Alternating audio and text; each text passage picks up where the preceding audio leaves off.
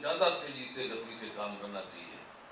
सरकार की गति बिल्कुल धीमी है और कोई किसान के प्रति या गरीब आदमी के प्रति कोई ना मनरेगा काम। बेचारे खुद लाए, मैं गया गाँव में गया, खुद डैम बना रहे हैं, खुद नहर खोद रहे हैं, खुद वो कर रहे हैं। मनरेगा कहाँ गया? मनरेगा का भी वो प्लान नहीं बनाया उन्होंने। तो इस प्रकार से ये सरकार बिल्कुल ऐसा लगता है जैसे सरकार है ही। सरकार पे काम सरकार की तरह होना चाहिए।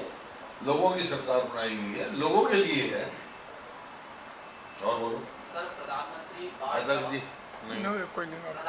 बाढ़ प्रभावित क्षेत्रों का दौरा कर रहे हैं। हिमाचल को गए थे, 1500 करोड़ के राहत पैकेज जो है हिमाचल को दिया गया है। हरियाणा को भी क्या दिया जाना चाहिए? इस तरीके देना चाहिए कम से कम नहीं। जैसे हरियाणा का बड़ा भारी नुकसान है। अब 14 लाख एकड़ फसल खराब हो गई, उसका देखो ना, लगा लो कितना हो गया। कम से कम 50,000 रुपया प्रति एकड़ मिलना चाहिए।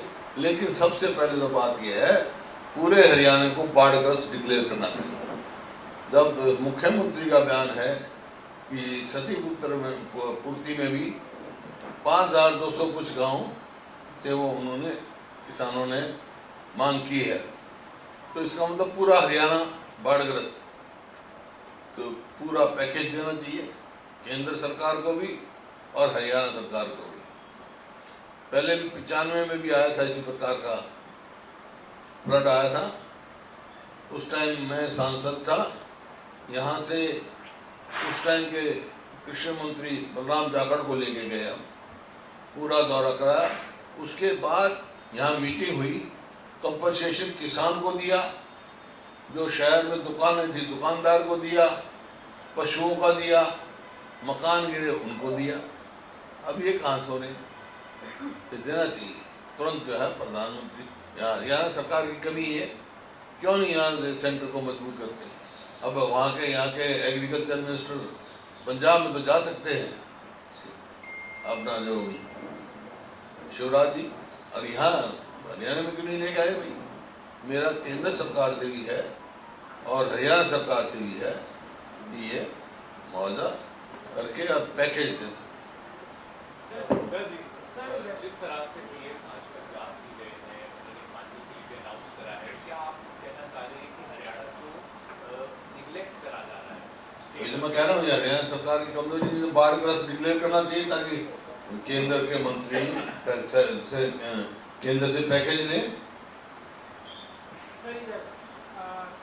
नेपाल में जो है प्रोटेस्ट के बाद वहाँ के प्रधानमंत्री ने इस्तीफा दे दिया है। जिस तरह से यूथ प्रोटेस्ट कर रहे थे, सोशल मीडिया पे बैन लगाया गया था, उसके बाद वहाँ के प्रधानमंत्री ने इस्तीफा दे दिया है। इस पर क्या इस्तीफा दे दिया? इस्तीफा मंजूर हो जाएगा उनको, और क्या होगा? मंजूर, और क्या?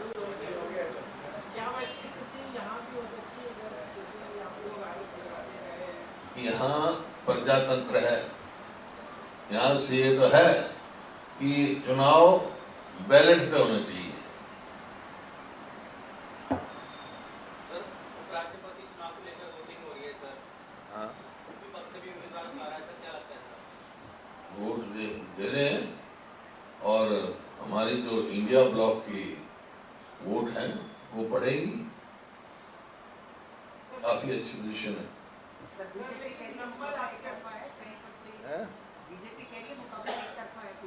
एक तरफा मतलब दूसरे मुकाबला ही नहीं है।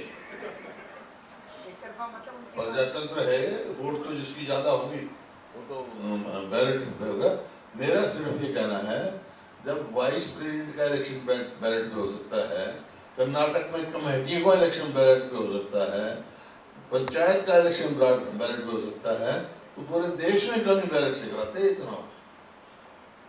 बीजेपी के नेता कल कह रहे थे, गौरव वल्लभ पहले कांग्रेस में थे, अब बीजेपी में आ गए हैं, वो कल कह रहे थे कि इस चुनाव के बाद राहुल गांधी और कांग्रेस पार्टी वोट चोरी का इल्जाम ना लगाकर हुए शाम को राहुल गांधी ट्वीट ना करेंगे। गौरव वल्लभ जो पहले कांग्रेस में थे, अब बीजेपी में चले गए, वो कल कह रहे थे इस चुनाव के बाद वो इसी वास्ते कह रहे हैं, पहले कांग्रेस में थे, बीजेपी में चल गया, अपना कोई रास्ता ढूंढ हो गया।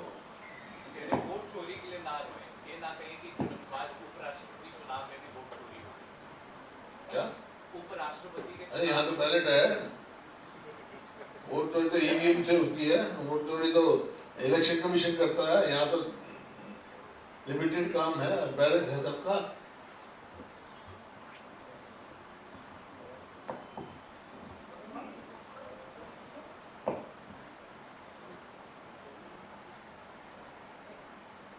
हमारे गांव में भाई कहावत है, जिसकी खाए बाखड़ी उसके गाय गीत, तो ऐसी ही है। और प्रधान जी से पूछो। बस हो गया कोई आपका सारे मुद्दे कोई होगा तो ना पूछ लेंगे। आप अकेला अकेले सर, आपके क्षेत्र में बता दो। हमारे सारे में जो भी यमुना बेल्ट है वो सारे मेरे माहौली हसनपुर से सतवागढ़ी, लहरपुर, पाटनगर, अपना कुशक, अथवा काशीपुर, फिर ये सुल्तापुर, लहरपुर, चांदट, घोड़ी, राजूपुर, खादर, भोल्डा, दोस्तपुर, ये सारी जो बेल्ट है पूरी फसल तबाह हो चुकी है। कोई भी, और खाली यमुना बेल्ट में नहीं, वैसे भी ज़्यादातर इलाके में पूरी तरह से फसल, चाहे वो कपास की है, चाहे वो बाजरे की, चाहे वो ज्वार की थी, वो तो पूरी तरह से ख़त्म है ही। धान की फसल भी अभी भी आधे से ज़्यादा गांवों में पानी कई फुट खड़ा है, कोई पानी का निकासी का कोई वो नहीं है। पूरी तरह से सरकार की बदइंतजामी और लापरवाही का नतीजा है। और जैसे बताया कि बिल्कुल जो सारा जो ड्रेन है, चाहे वो नहर है, वो पूरा सिल्ट से भरी पड़ी है, कोई उनकी वो नहीं हुई, डिसिल्टिंग उनकी नहीं हुई। और उसकी वजह से भी एक मुख्य कारण रहा है कि उनकी ड्रेन की उनकी कैपेसिटी नहीं है, वहाँ भी पानी भी डालते हैं तो उसमें भी पानी का नहीं है, तो ये बहुत बुरी हालत हुई पड़ी है। ये जो है, ये फसल तो मैं जिस इलाके में, ये तो गई, अगली फसल अगले नहीं बोने की उम्मीद नहीं, किसान को बहुत बुरी बात पड़ रही है। हो गया। और जिन्होंने फसल बीमा लिया है, क्या उनके लिए किसी तरह के नियम कायदे में रियायत होनी चाहिए? ऐसा है, पूरा कंपनसेशन ऐसा है, आप देखो, प्रीमियम ज्यादा दिया है बीमा को मिला, कई जगह तो पिछले कई साल का भी वो नहीं मिला है बीमा। ये गलत है, प्राइवेट कंपनीज को नहीं देना चाहिए। हमने कांग्रेस पार्टी ने ये फैसला किया है, तो पहले हुआ था हमारा सेशन, जिस तरह लाइफ इंश्योरेंस कॉर्पोरेशन, ऐसी ही सरकार से मदद वाली कॉर्पोरेशन हो जो ये करें, ताकि और एक फंड परमानेंट रखा जाए ताकि तुरंत कंपनसेशन दिया जाए।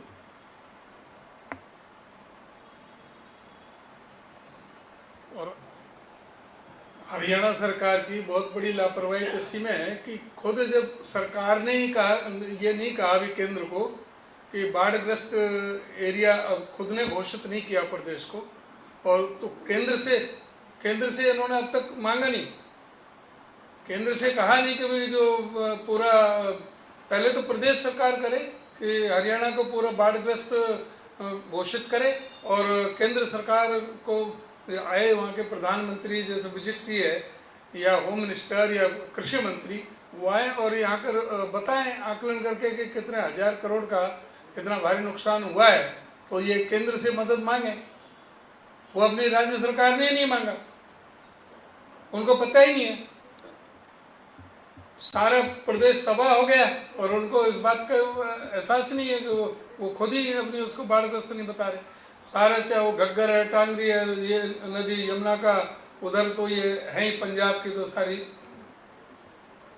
नदियां हरियाणा के भी सारा। ये तो घोटाला है, देखा नहीं फरीदाबाद में कॉर्पोरेशन में कितना घोटाला, सीवरेज नहीं था, सफाई नहीं। गुड़गांव में इन्होंने का वर्धन यादव जी अपने अध्यक्ष बैठे, इन्होंने वहाँ प्रदर्शन किया, पानी में नाव चलानी पड़ेगी, जितना पानी में नाव चलानी पड़ेगी इनको।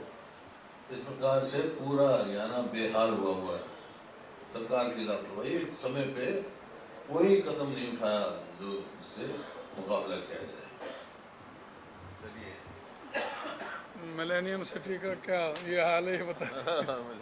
मिलेनियम सिटी, अरे चाय वाय पिलाइए। लाओ पर अंदर एक कैमरा रहने दो, अंदर बैठ के पी लो चाय। धन्यवाद। अंदर बैठ के चाय वाय पी के जाना, चाय पी के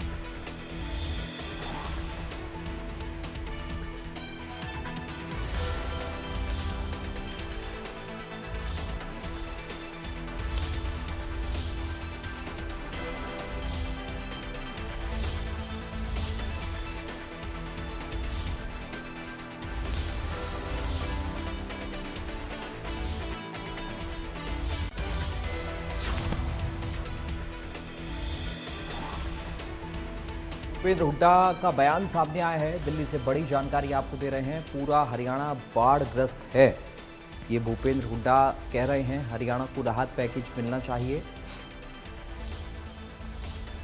केंद्र से हरियाणा को राहत पैकेज मिले, ये भूपेंद्र हुड्डा की तरफ से कहा गया है। सरकार की कमी, राहत नहीं मिली है, ये भूपेंद्र हुड्डा ने आरोप लगाए हैं। तो पूर्व सीएम भूपेंद्र हुड्डा का ये बयान, पूरा हरियाणा बाढ़ग्रस्त है, ये भूपेंद्र हुड्डा की तरफ से कहा गया है। हरियाणा को राहत पैकेज की मांग भूपेंद्र हुड्डा की तरफ से की गई है। केंद्र से हरियाणा को राहत पैकेज मिले, ये भूपेंद्र हुड्डा ने कहा। सरकार की कमी, राहत नहीं मिली है। प्रेस कॉन्फ्रेंस कांग्रेस की आप सुन रहे थे, जिसमें पूर्व सीएम भूपेंद्र हुड्डा की तरफ से कई सारी बातों का जिक्र इस आपदा को लेकर किया गया है। उन्होंने कहा कि पूरा हरियाणा बाढ़ग्रस्त है, हरियाणा को राहत पैकेज मिलना चाहिए, केंद्र से हरियाणा को राहत पैकेज मिले, ये भूपेंद्र हुड्डा कह रहे हैं।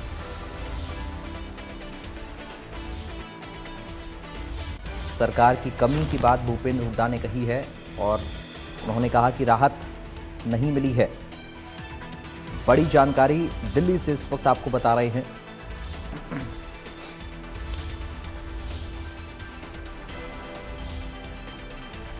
पूर्व सीएम भूपेंद्र हुड्डा ने मांग की है, हरियाणा को बाढ़ग्रस्त घोषित करना चाहिए, हरियाणा को भी विशेष पैकेज देना चाहिए। हरियाणा को भारी नुकसान हुआ है, 14 लाख एकड़ जमीन खराब हो गई है, कम से कम 50,000 रुपये प्रति एकड़ मुआवजा मिलना चाहिए।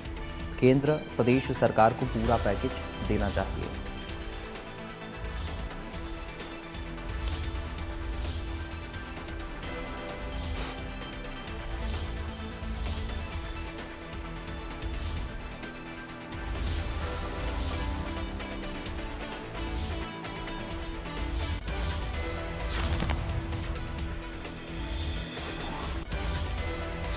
बढ़ते आगे बात करेंगे चरखी दादरी से एक बड़ी खबर की, एक बड़ी और अहम जानकारी चरखी दादरी से इस वक्त सामने आ रही है।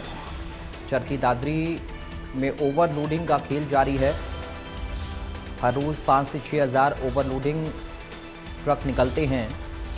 चरखी दादरी में ओवरलोडिंग का खेल चल रहा है, ये बड़ी और अहम जानकारी इस वक्त आपको बता रही हैं। हर रोज 5 से 6 हज़ार ओवरलोडिंग ट्रक यहाँ से निकलते हैं। ओवरलोडिंग का खेल चरखी दादरी में चल रहा है। तस्वीरें भी देखिए सामने आई हैं। हर रोज़ 5 से 6 हज़ार ओवरलोडिंग ट्रक यहाँ से निकलते हैं।